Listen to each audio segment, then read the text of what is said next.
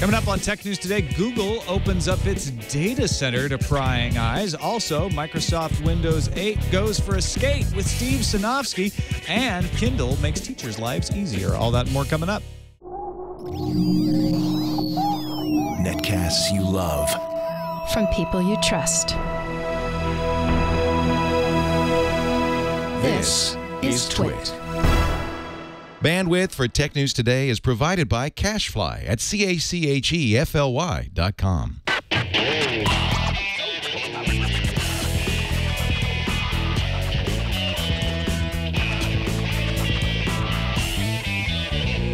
This is Tech News Today for Wednesday, October 17th, 2012. Tech News Today is brought to you by Ring Central. We do everything in the cloud. That's why we love our cloud-based phone system by Ring Central. Zero startup costs, and Ring Central is $20 a month per user. Try it now with a 30-day risk-free trial and buy one desk phone and get a second phone free up to 20 phones. Call 800-543-9980 or visit ringcentral.com and use our promo code TWiT.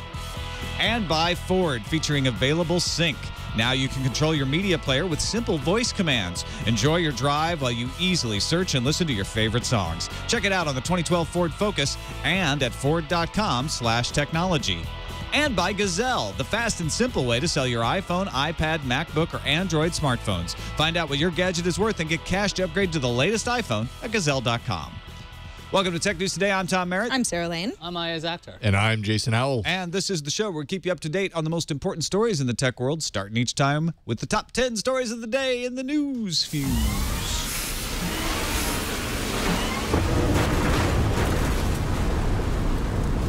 That's probably how Stephen Levy felt when he walked out of the Google data center. Google's historically been very secretive about its data centers, and now they're bubbling over to tell you about them. And Levy of Wired magazine has, or Wired.com, I should say, has a feature article about the history of Google data, the crazy reliability tests they go through, and some of the history of how they develop their systems. Google also put up a photo gallery and street view tour for people to look inside the kimono, as they say in the Valley. I hate that phrase. But why'd you just say it? I couldn't stop myself. I saw. Once you start down that road. The Microsoft Surface is a hit. Maybe. The $499 model is already showing shipments pushed back to within 3 weeks, although the pricier models still are available for delivery by October 26th, the day that the Surface goes on sale. Without knowing exactly how many Surface tablets Microsoft has ready to ship, we don't know exactly what a 3-week backorder means in terms of sales, though consumers do seem to be favoring the model without the touch cover combination cover keyboard.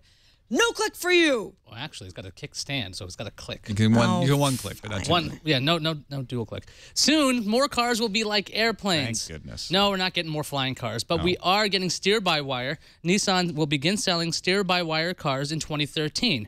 Instead of relying on hydraulics and mechanical elements, some of Nissan's Infiniti-branded cars will send electronic signals to a computer, which in turn controls the tires. If you recall last summer, many folks were concerned about Larry Page losing his voice and missing Google I/O and an important earnings call. Well, Page spoke in public for the first time since June at the Zeitgeist Americas conference in Arizona Tuesday. While his voice sounded a bit raspy, according to those in attendance, he spoke about regulation, Google privacy, and maps. The voice, it's back. Obviously, I'm here talking. Yeah, a little raspy. Here, so I'm happy with that. Speak quietly and run a Good giant to hear company. him talk. Yeah.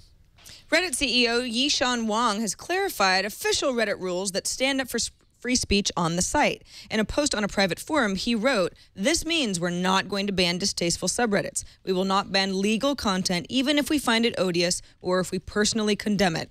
He did clarify that free speech still doesn't include doxing posts, which means anything to attempt to reveal personal information because it incites violence and harassment against specific individuals. Amazon introduced a new tool for businesses and schools to manage and distribute Kindle content. It's called Whispercast for Kindle, and it's been tested over the past few months. Whispercast works with Kindle devices and soon anything that can run a Kindle app. The Pirate Bay has moved their servers to multiple cloud services, meaning there won't be much more than a transit router for police to seize if they go raid them. The torrent tracking site claims this will help prevent its data from being seized by the authorities, but it could also have the benefit of lower maintenance costs and possibly better uptime. The HTC J Butterfly is coming to Japan this December on AUKDDI.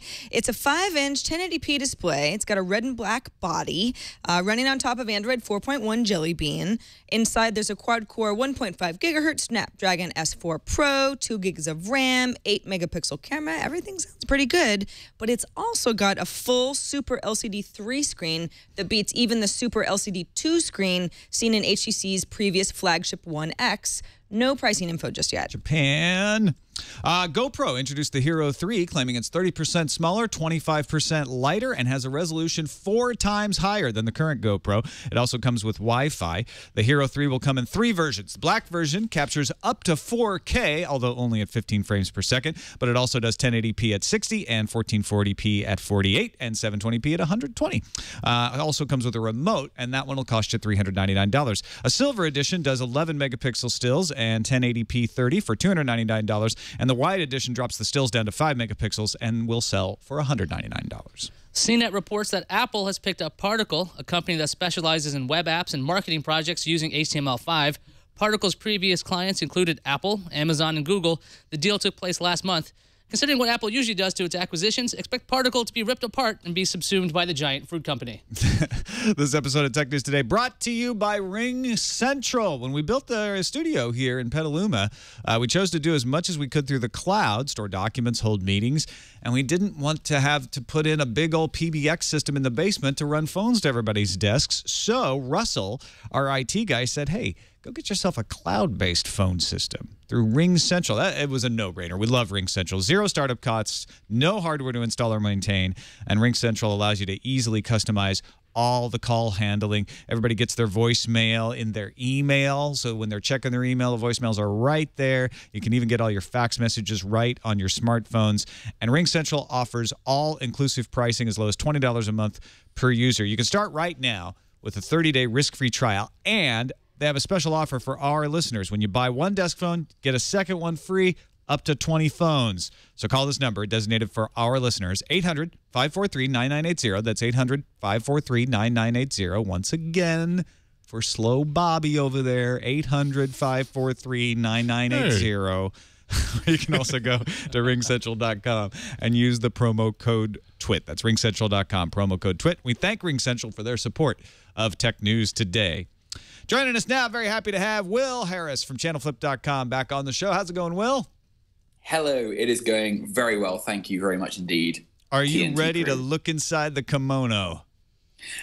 I have been waiting a long time for your kimono to open, Tom, so you better get to it. It's not mine. It's actually Google's. Stephen Levy, as we mentioned, writing for Wired, got to tour Google's data center in Lenoir. Is it Lenoir or Lenoir, North Carolina? They also have data centers in Council Bluffs, Iowa, St. Ghislain, Belgium, soon Hong Kong and Singapore. And the article is fascinating. It's a great read. They talk about all of the crazy, like there's a secret team called Dirt that tries to break everything in the data centers as sort of a pen test situation. They talk about all the energy savings that Google has done. They changed their data centers from being these typically like freezer-like temperature places to just saying, put people in shorts and shirts and we'll let the temperatures be a little higher.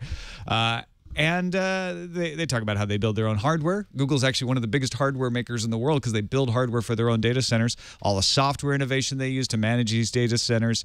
In fact, Urs Hotzel and Luis Barroso say that they must treat the data center itself as one massive warehouse-scale computer. So the engineers that work on Google stuff just write the code. They don't worry about how it's going to deploy. That's all done on a big platform.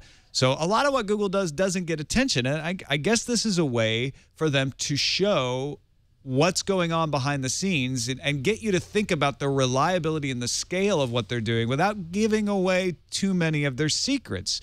So they've put up Data Center on Street View. They've got a photo gallery that you can page through and see all the googly colored wires and pipes and all the old hard drives. Surprised me a little bit that the pipes were actually Google colors. Yeah. I mean, they've been painted by someone. That reminds me of the old Apple factory story when Apple had that factory down in Fremont and they went and they painted everything bright, festive colors to cheer up the workers. It's a fascinating story. And Larry Dignan points out that Facebook recently opened their data centers up to people, including ZDNet's Jack Clark, not the Jack Clark from the St. Louis Cardinals or the San Francisco Giants. Different Jack Clark. Dignan suspects the openness is probably motivated by the need to build trust about privacy and reliability. As people are relying more and more on the cloud for stuff, they want to know what's going on behind the scenes a little bit. And I think Google and Facebook are both showing their plumage a little. What do you think, Will? I think it's, well, apart from the fact it's amazing insight, I think it's a really good reminder that the web is really a physical thing. Like, we tend to think of the internet as being this really kind of ethereal thing, and it's all data and it's all in the cloud. And you sort of forget that the cloud actually lives somewhere. Like, the cloud is very, very, very physical indeed. And I think seeing those rows and rows and rows of servers and like pipes, like, I know we think of the internet as a series of tubes, as a joke, but if you look at those photos, I know, there's a series of tubes. It is a series of tubes. And they're all painted Google colors. And it's sort of like a really stark reminder that there is a lot of energy and plastic and metal and paint, right, that goes into making the internet. And it's kind of crazy because you don't think about that every day. Yeah, looking at the story, I was just like, I was staring at the pictures and then just reading about how Google, they are really well versed in taking care of hardware because they have to worry about energy costs for keeping uptime, and to even have those teams gunning to take themselves down. They go, we'd rather be down because we pushed an update than one of our teams doing it. So it's kind of an interesting mentality when it comes to Google, that they want to be, I mean, people are saying they're going to be green. It's like, well, they want to save money as well with this. So it's really interesting to see all their different motivations to do this giant data center, because they want to make money, stay up, have uptime, and also just be the world's leader in like everything. Yeah, it's also shed some light on a couple of stories we've been talking about recently. Amazon possibly buying TI's mobile chip making. We speculated a lot about why that would happen. This is one of those reasons. VP of Platforms Bart Sano from Google said, "I'd never say never to Google designing their own chips." He said, "In fact, I get that question every year from Larry Page." So Google's thinking about it. Saying, why aren't we making our own chips? Should we buy our own chips? Mm-hmm. Maybe we should make our own chips. Because it would save them, again, it would save them money at the scale that they're using chips in all these data centers. Matt Assay at the Register yesterday had put up an article speculating that Amazon was interested in chip design from TI because they want the ability to save money making their own data centers, because Amazon has these huge data centers as well. So if you get a chance, go check it out. Obviously, Google's showing you the North Carolina data center because it's one of the older ones. And you're probably not going to pick up anything crazy from watching this. They make a point at one point in the article of saying, yeah, we've got all new ways of doing things that we're not telling you about that are being implemented in other places. But still pretty impressive, you know? I have to say, my favorite thing about the whole thing is there's a shot from the outside of the water towers, and there are just rows and rows and rows of like water towers where they filter all the water down through for the air conditioning.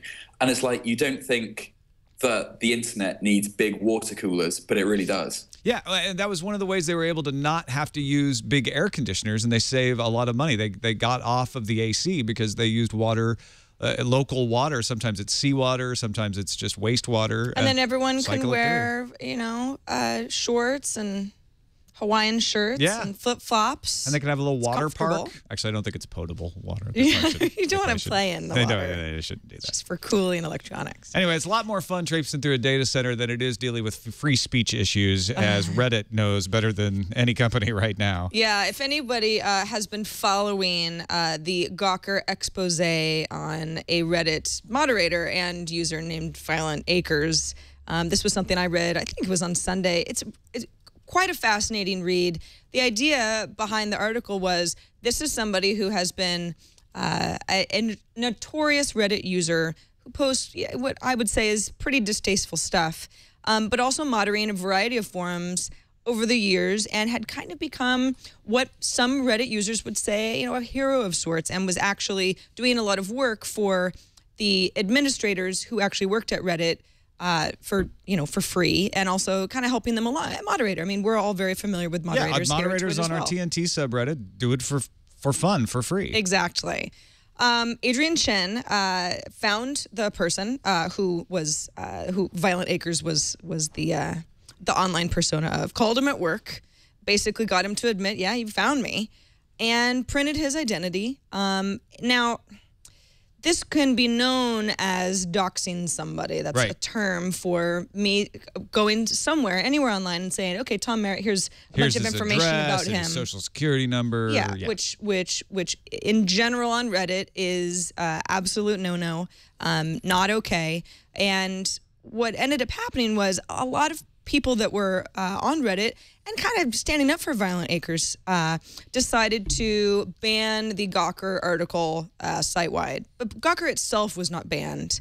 But this was something that got a lot of other people up in arms because it's like, well, wait a second. I mean, Reddit is supposedly okay with all of this stuff. And now, is this really a doxing incident? Does this article really, is this not investigative journalism? Where's the line here? You'll allow creep photos, but not Gawker's article, but it does kind of fall under the doxing ban, possibly. Yeah. So what's up with that? Yeah, there's a lot of controversy over what can be done here, and also the whole idea of let's ban this article that's on Gawker and it's a public article. I mean, that doesn't work either. And anybody who uses Reddit knows that those sorts of things don't work. Well, Reddit CEO Yishan Wang, as I mentioned in the news views, posted an update today. This was to a private forum on Reddit, although it was obtained by Gawker's Adrian Chen, who's obviously got some friends in here. He says that they're not going to ban Gawker. They're not going to ban exposés. They can't ban anything that's legal, and that includes their own content. It said there are subreddits that people do not think are appropriate, and we might not be think that they're appropriate either, but if it's legal, we got to wash our hands of it. That's just the way that we have to have a stance so that we don't have to keep going through all the stuff case by case. He says, even if we tried to ban an article like Gawker that is exposing somebody who's hopefully trying to be anonymous on Reddit, that's ineffective. People who want to go after somebody can do it a lot of other places besides Reddit. It ends up raising the profile of the whole issue. It just gets more attention. It's the Streisand effect. Exactly. So, it's not going to help anyone at Reddit who's trying to show people that it's irresponsible to be doxing someone else by giving the whole thing more attention. And he says Gawker's a strong property. We're not going to take down Gawker. I mean, if Gawker links aren't on Reddit, then they're going to be other places. People share a lot of other places. So that's not like banning a spammer, where that's actually really, really effective because then the spam stops. These are legitimate articles that are going to live elsewhere. But he says doxing is still a problem, though. We are saying that Adrian Chen's expose on this Reddit user was investigative journalism. Not doxing. They're not making a doxing. ruling. Exactly. Okay. They say we're going to ban links to pages elsewhere that are primarily intended for the purposes of doxing, like wikis or blogs. They're just sort of like, here's Iyaz's personal information, here's his credit card, here's where he lives, that kind of stuff. That's still not okay. That's not what this was, though. That's what they're saying. Yes. And let's be clear here, too. They don't have to honor the First Amendment of the United States of America. They're private companies. Mm-hmm. They are just choosing to be as free and open as possible because they think it's in their best interests. Will, you run a media company. You must have dealt with this sort of issue. Are you sympathetic for the Reddit folks here? Do you think they're handling it well? I'm sympathetic to the policy of free speech and sort of letting people do what they will on a platform. I think the flip side of that is that when you basically allow people to do anything, you need to be better prepared for when bad stuff happens. And I think the response of Reddit in the first instance, like the banning and the sort of sticking up for this guy who's clearly, a total creep, and the fact that, they banned Gawker and they sort of went on the defensive, that was really the wrong response, I think, in my book. And so I can understand the idea that you want to wash your hands of something, you want to make it free speech, you want to make it open, you want to let people use the platform. But I think you've got to be better prepared for when things go wrong and how you're going to deal with it when things go wrong. I think there's a really good comparison to be made with someone like YouTube. Like, we have a lot of experience dealing with YouTube. They are a company that says we're sort of an open platform. We don't take responsibility for the stuff that goes up. People can upload what they want. But at the same time, they do have, for all the talk we make about the problems with YouTube's processes around copyright and things like that, they have at least got a set of processes that people can step through when there are problems. And it strikes me that the biggest problem that Reddit had right now is that they didn't really think in advance about how they were going to deal with bad problems when they came up. No, I'm a little confused here. Was this Reddit acting on their own, or was this the moderators taking away the Gawker links at the time? Because if it's the moderators, that's not necessarily Reddit acting on their own. This was Reddit banning the article for, I think, under 24 hours. Okay. Because I know that one of But it wasn't as if they came out and said anything about it. I know one of the things about Violent Acres, this character, is he didn't just do this sleazy kind of things. He also was a part of like the /r-funny and the other very popular ones. So he did garner friends that way. So he was moderating all sorts of subreddits because he was trustworthy to, do a lot of moderating. And I think that's one of the reasons why people were trying to ban all these like expose things, because they didn't want it happening to themselves either. Because who knows what other things moderators do or anybody does at that point. If you lose that sense of being anonymous, you might change the way you behave. And in the article, the Gawker article, I read this thing, and Violent Acres saying, "Oh, I have a family, and I just like riling people up on the internet when I go home. That's all." And it seems like, oh well, he's having some fun, but it seems he's just such a all the articles that are listed under his name or all the subreddits just make him look awful. So it's really easy to not have sympathy for this guy. Well, this is somebody also who it's really.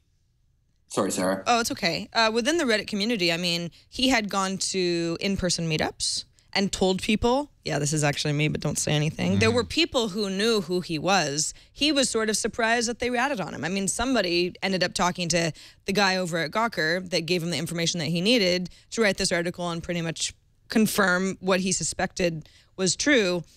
So that's a whole nother issue. I mean, it's sort of inevitable if you're not truly anonymous that your anonymity isn't safe.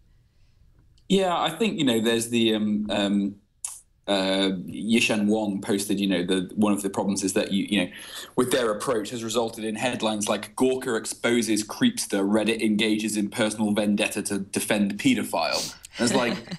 Yeah, it's really hard to have any sympathy with anybody in that case. It's like the guy's a creep, the guy's a paedophile, Reddit's engaging in a personal vendetta to defend them. Does that really make anybody look good? Is it hard? It's pretty hard to have sympathy for anybody in that circumstance. Like, well, the guy lost his job. Well, cry me a river. Yeah. I think it's really hard to have sympathy. So I think Reddit needs to just get their act together, put this episode behind them, be a bit more careful about who they have moderating stuff in the future. And just try and generate a good headline pretty quickly. Yeah, I think the initial reactions were ill-advised, but I feel like they're doing their best to sort of pull it all together. These are definitely growing pains for Reddit. Freedom of speech means freedom for speech you dislike, that you find offensive. That's the whole point of free speech. If it's only speech you like, then it's not really free speech. So if they want to engage in that sort of platform, we're like, look, we're going to leave it open as long as it's not illegal. Then we're going to let it happen. They have to allow not only this creep posting stuff to continue, but they also have to allow the postings from Gawker. Where they run into trouble is when they decide, well, we're not going to allow doxing. Doxing may be legal free speech, but we're going to decide that that's not allowed on here, and so they have to define that line, and that's what they've done here. They've tried to define it, and I'm sure there'll be other. Well, that's just it, though, isn't it? They've said it's we're all for free speech. And we're going to let people post all these pictures of teenage girls, but we're not going to let you post personal information that's publicly accessible about the person that does it. So you can draw a line, but if you're Reddit, you're pretty ill-advised to draw that line there, I think. Maybe not. I mean, it's all, you can't shout fire in a crowded theater, and some people maybe think you ought to be able to. But, I don't think anyone here does. It's all an argument about where Reddit wants to decide to draw that line and whether, if we like that line, whether we're going to continue to engage in Reddit or not. And it's tricky business, no doubt. Let's talk about something a little more positive. Yeah, let's lighten kids and schools and education. Yes.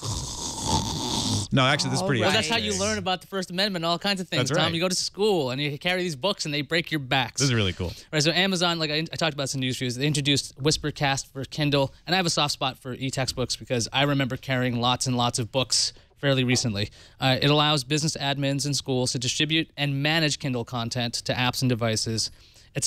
Amazon claims that it's going to help solve how schools distribute digital textbooks, and it supports bringing your own device. Although I was trying to find out what kind of adoption rate there is for e-textbooks. A student monitor survey put e-textbooks at 9% of all textbook purchases. And this was back in July 2012. I guess when I was looking at this new tool, I was wondering, is this the kind of tool that's going to lead to a widespread adoption of e-textbooks, or is the technology just not on par with paper at this point? Because paper's got some advantages. There's that famous scene in The Wire where the Pruspaluski character goes down into the basement and finds all the new textbooks had been ordered and never brought upstairs, and he was teaching out of like 10-year-old textbooks. This would stop any kind of inefficiencies like that happen. I'm not sure how typical that is, but it does say, hey, you've got a better chance of being able to teach from up-to-date materials. There's also the thing that you have to actually get all of the Kindles and devices into kids' hands, and those are expensive and possibly hard to manage in other ways. Overall, I love this idea of being able to manage textbooks and other company-wide things with a bring-your-own-device policy. It makes it as flexible as possible. Well, what do you think? Do you think this is going to make a difference? Or, again, you can't write in the margins of your e-ink book. Yeah, I love ebooks. I love reading ebooks. I love, reading novels and even reading like iPad magazines and things like that. I think maybe it's just me, but the act of writing in a textbook is so fundamental to what a textbook is. I really struggle to deal with the idea of having an e-textbook. All my textbooks from high school, or college, as much as I lug them around, are just filled with highlighter notes and post-it notes and squiggles in the margin. And I think that's sort of I think I'm just too old school. I'm the wrong generation. I'm too old to get my head around e-textbooks. And I think for kids growing up now, I think it's undoubtedly the future. It's going to make textbooks cheaper. It's going to make them easier to use. It's going to make them more easily distributable. And so it's really hard to argue that that's the right thing to do. I think just for me personally, it's too much of a stretch. So do you think that... I get what you're saying, Will. I mean, I'm not too old to understand the concept. But I do think... this is also... I didn't even have the internet when I was in school, really, until college. So it's like the idea that I wouldn't have to go buy a bunch of books from a store and figure out how to store them or just have them all, in my backpack at all times is a foreign concept. However, I do think that this is where it's going. We're going to have to get around a little bit of the issue of, okay, well, how do all students in public schools have equal access to a bunch of ebooks? But that should bring down the price overall so much that it just makes perfect sense. And then you'll get like the cool private schools that have the cool ebook readers, the souped up Kindle Fires or something, so that if you go to a cool school, then it's like, well, every student is equipped with a special gold-plated Nook. I just wonder if this makes a difference in the long term. If this, let's say that it actually is an e-reader that makes a difference, because there's something about flipping through a book and trying to find something on an open book exam versus trying to search for it on a Fire or something like that, because it might be slow. It might hang up versus you flipping through a book. Like, the excuse how you can't get through the exam because it died. It froze up. My battery died. Blue screen of death in my dog ate my battery. My battery's been good for 6 weeks. My dog ate my battery, and then I had to take him to the vet because that's poisonous. E-ink everywhere. Ew. How are you gonna blot your copybook with e-ink? It ruins all kinds of metaphors. Well, let's take a quick break and thank our sponsor, Ford. This episode brought to you by Ford, featuring Sync's versatile entertainment features like browsing your music collection when you're driving safely. Just by voice, you can browse by genre, album, artist, playlist, song title, all using voice commands. You can voice activate your media player for playlists. It'll even play a list of music you're in the mood for. You just say, I like this song. Play similar music. Voice command starts playing similar music. Listen to your entertainment on most any device. Voice control your music no matter how it's stored. You got it stored on your smartphone. You can stream it from Bluetooth. USB drive, just plug it right in. MP3 player, iPod, iPad, you can control it directly. And iTunes tagging. So if you're listening to the radio and you're like, I want to buy this song, you don't have to worry about remembering the name of it. Sync with My Ford Touch and HD radio technology lets you tag a song you like, transfer that to your iPod, and purchase the song directly from the iTunes store just a little bit later. Best of all, Ford offers Sync on every 2012, 2013 Ford vehicle sold in the United States of America, including the 2012 Ford Focus. You can learn more about this and other technologies Ford is bringing to its vehicles at Ford.com. uber.com/technology. And we thank them for their support of Tech News Today. Now, speaking of cars, we had talked a little while back about how Square was moving into taxis. Uber was trying to do a taxi service. Now it turns out Uber's not going to be doing a taxi service. They've run into a little problem. Is Square pulling out too? Yeah, this is all based around the New York Taxi and Limousine Commission, also known as the TLC. Yesterday, it was actually during the show, blog post put up by CEO Travis Kalanick at Uber said, listen, TLC has put up obstacles and roadblocks in order for us to continue what we would like to roll out, which is the Uber taxi service that is different than their black car service, which is still up and running and works the way that Uber works pretty much everywhere else in New York City. What they wanted to do is provide a service for actual yellow cabs via the mobile app that Uber users could download and use. And the TLC has said, listen, we've got existing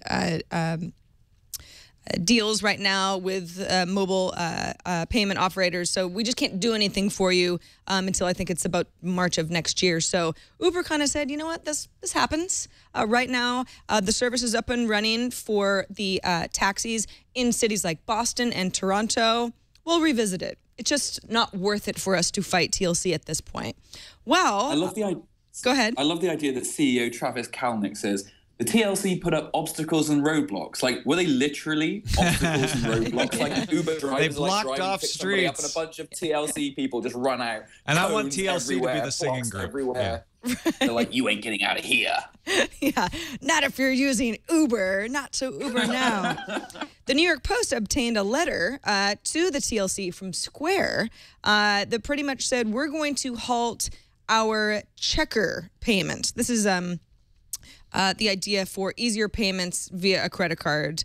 The way that checker works right now, well, until it was halted, which is as of today, and this was something that they had an agreement with the TLC through February of next year, was a cab driver has an iPad. It's in a black metal sleeve, and it's connected to a credit card swipe unit. So as a passenger in the back, I can see, real-time navigation data, my route, what my fare is as it's going up. I can, go ahead and pay ahead of time. I can sign the iPad screen, decide to get my receipt via email or text. It's how Square works really well for a lot of other things. For drivers, the cool thing about Square is that usually, and this is why drivers often really, really prefer that you pay in cash, it's 30 days to receive the payment from conventional card transactions. Square says all those payments will be in the driver's bank account the next day. So that's all definitely more of that immediacy incentive for drivers to use the Square's checker program. The deal is that Square says, we've determined, and this is from the letter to the TLC, Square is determined, in light of developments in prospective taxicab regulations in New York and other markets, and based on what we have learned conducting the pilot program to date, that we wish to pursue a different hardware and software solution. Now, when you look, they don't exactly explain. What does that mean? Well, yeah, and in a way, the way I read this is, in light of developments in prospective taxicab regulations in New York and other markets, it almost sounds like Square had put together the checker program that worked with existing TLC restrictions, and maybe those restrictions aren't the same moving forward, so they feel like, actually, we have a better solution than this clunky iPad next to a credit card swiper that, that's not exactly the effortless system that Square wants to be. So I don't know. I don't know if this is I don't know if this is a bad thing for Square. I know that their checker program is put on halt for now. But it doesn't. The two aren't related. Uber and Square. No. It's not like Square is like, oh, you're not going to play nice with Uber. No, not at all. No, it's just they're dealing with a large city bureaucracy. Yes, is what it sounds. Well, like. The mobile payment space is pretty crowded. I'm sure. It wouldn't surprise me if PayPal was pushing some buttons, trying to get some negotiations going on, because they've got some major partnerships with Starbucks and things like that. And if they are the dominant player, this could become an issue for something like the TLC, because now they have to deal with this one company. It seems like this resistance is probably based on negotiation strategy, because it seems like if it is simpler, why wouldn't you go with it? But if it's just business or regulations, I'm not sure.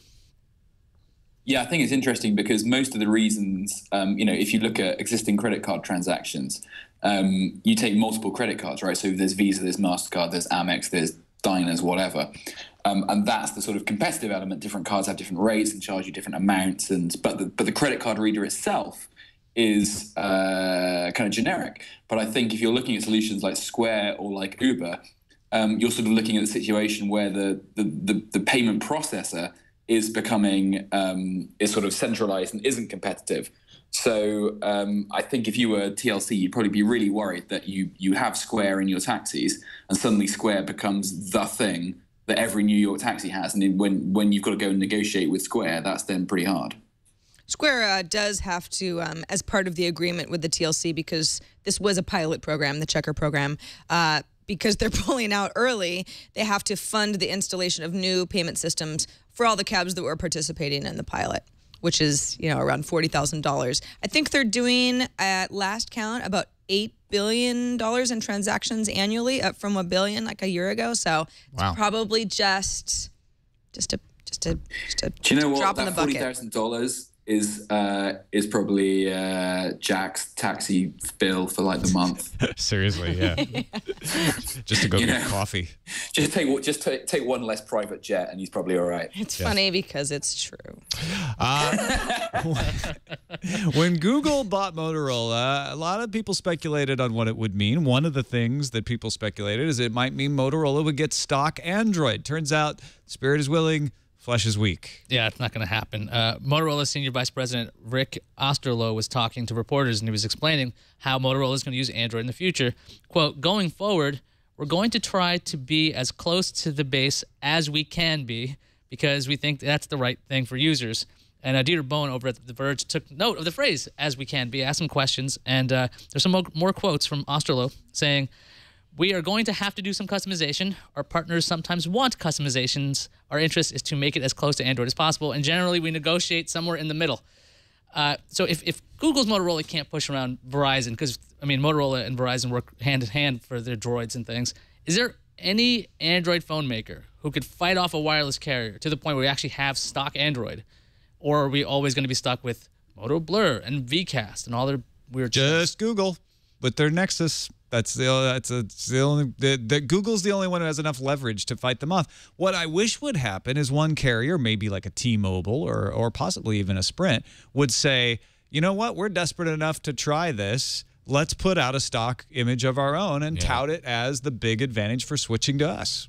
Yeah, it's really unfortunate because I think what we're seeing here is the pure example of who really kind of holds the power in this entire thing, and at the detriment of Android as a platform. The carriers, it's in their best interest to you could take this out further and just say it's in their best interest to want to differentiate these phones by requiring some sort of overlay. One, because customization makes it unique to their carrier, but the kind of side thing that they don't have to admit is that also makes it really difficult for updates and upgrades to happen to those phones later. So people then have to upgrade their device entirely instead of their device lasting longer than their 2-year contract, because upgrading on top of those skins takes so long and might not happen because it's just too much work for the manufacturers to do that. Motorola was Verizon's buddy because they didn't have the iPhone right away and they had the Droid initiative. They started pushing that pretty hard. It wouldn't surprise me if they had a deal in place saying, look, you have to have this for a while.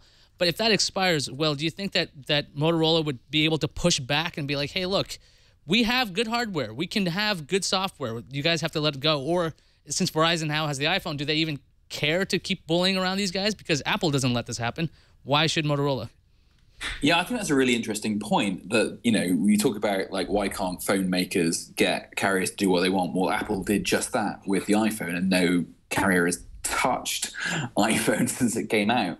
And, with Android, I suppose there's also a question for me if I was going to play devil's advocate, which is clearly the best Google phone on the market is the Nexus. And so I sort of don't understand why people wouldn't just buy the Nexus to start with. If you're looking at the Motorola, the majority of people don't understand why a Nexus is better than other Android phones. Majority of people just aren't going to know that. If they don't understand why it's better, what's the point of?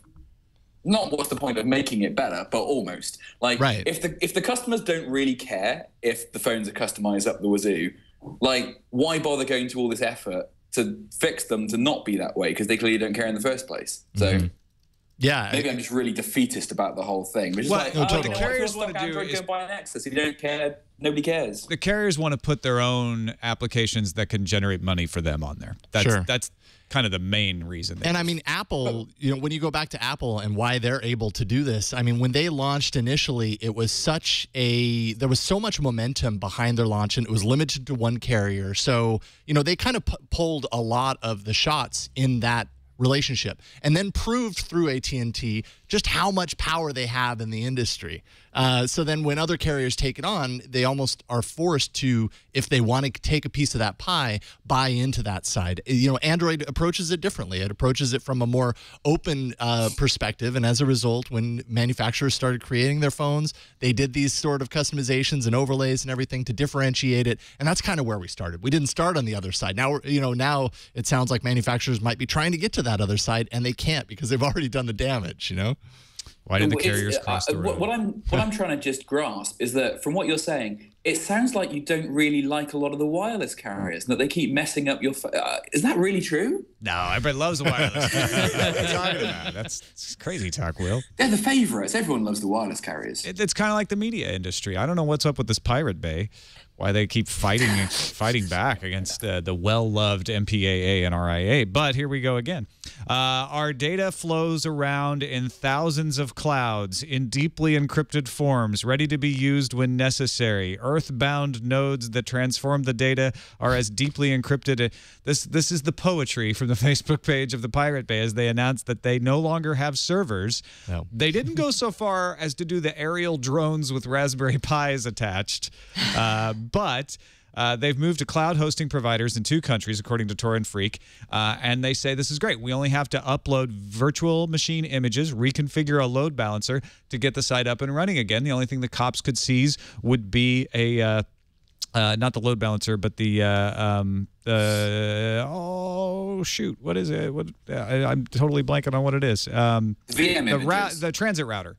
The transit router is the only piece of hardware that would be located anywhere. Nobody in any piece of the chain knows who is in the other piece of the chain. Every connection is encrypted. The virtual machine images are encrypted. So even if the cloud server was uncovered and the police got the data, they wouldn't be able to make anything of the data. Extreme Tech points out that this doesn't mean that the Pirate Bay couldn't be brought down. You take that transit router out, and then they're down for a while. It's going to take them a while to get back up. But the real advantage here is moving to the cloud, less downtime and less expenditure for the Pirate Bay.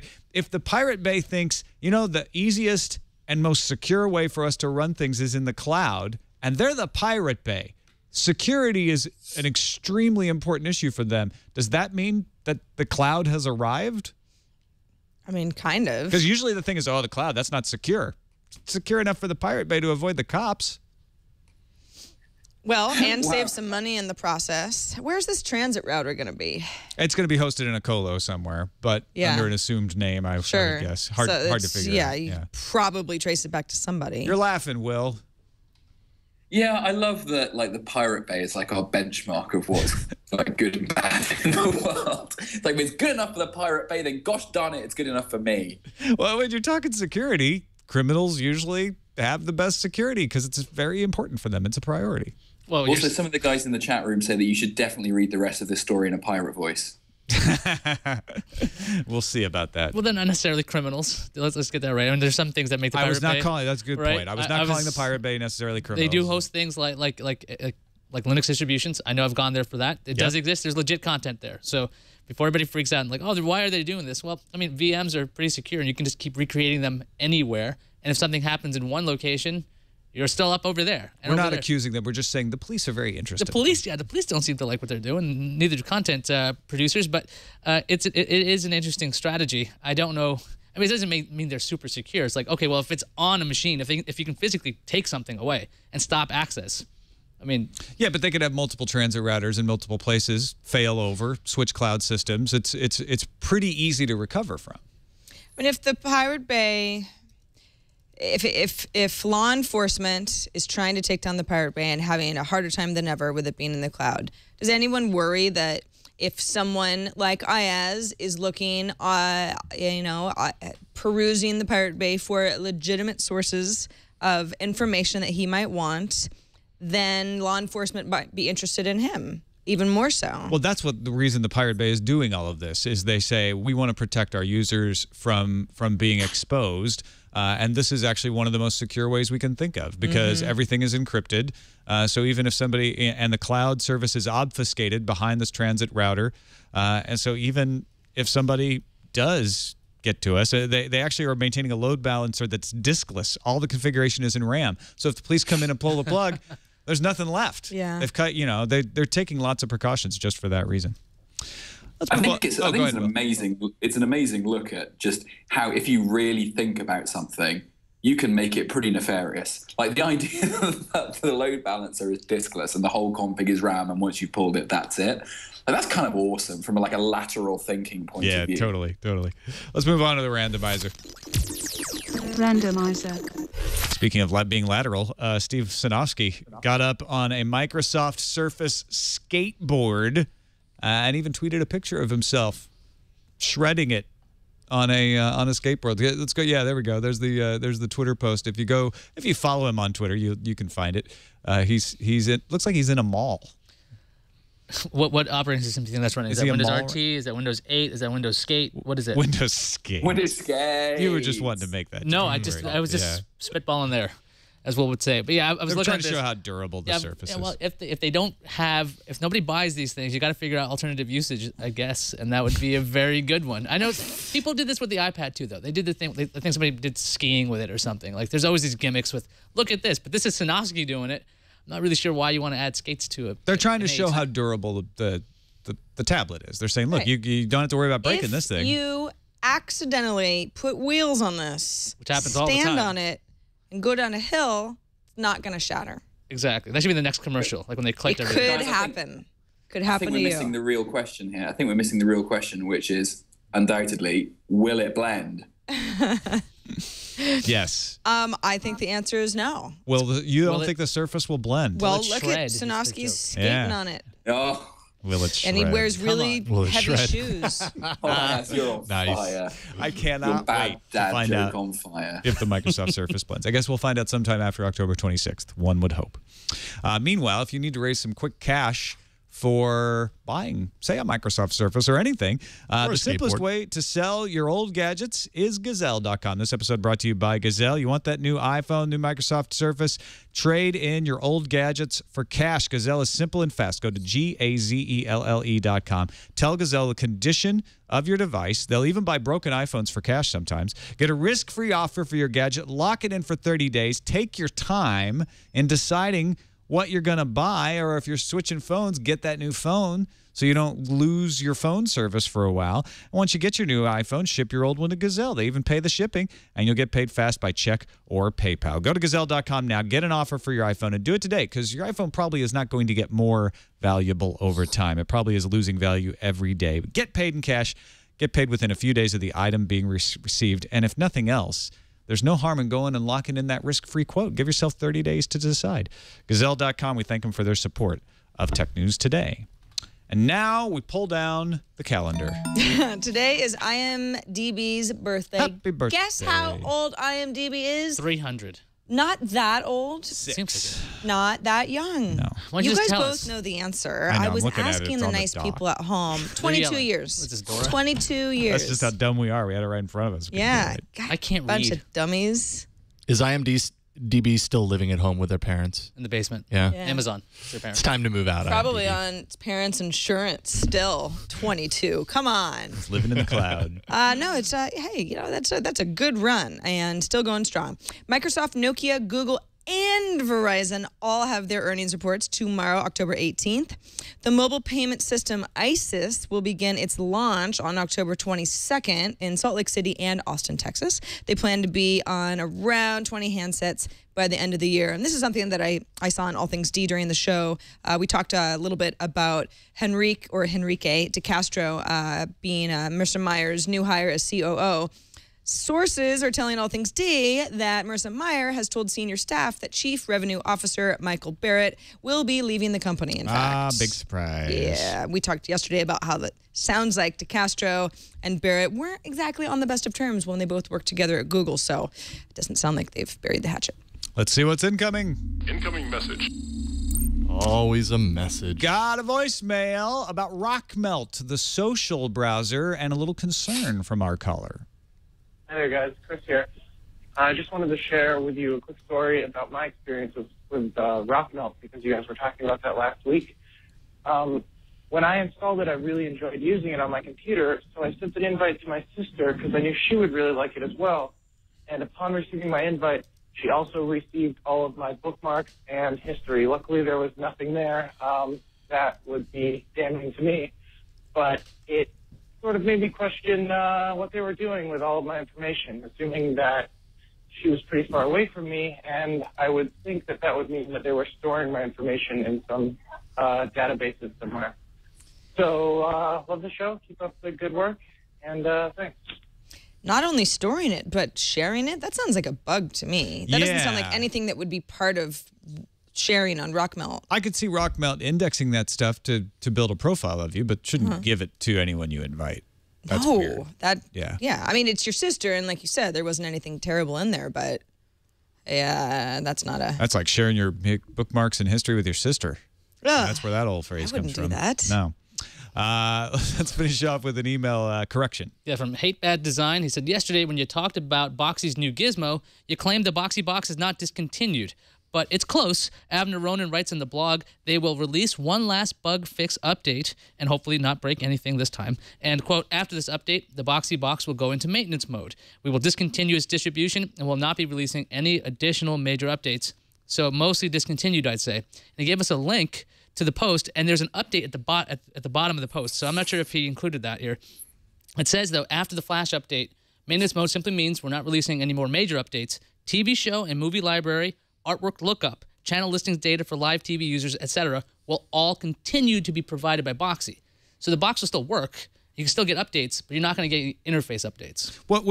I went back and listened to the part where we were talking about this, actually, and what we were saying was the Boxy boxes that currently exist aren't going to explode and go away. Like, if you have a Boxy box, it will still work. No, there's no self-destruct code being sent to and one of us happened to use the word discontinued, which maybe not exactly true, or at least not for a little bit longer. But thanks for the info, Hate Bad Design. That's cool stuff.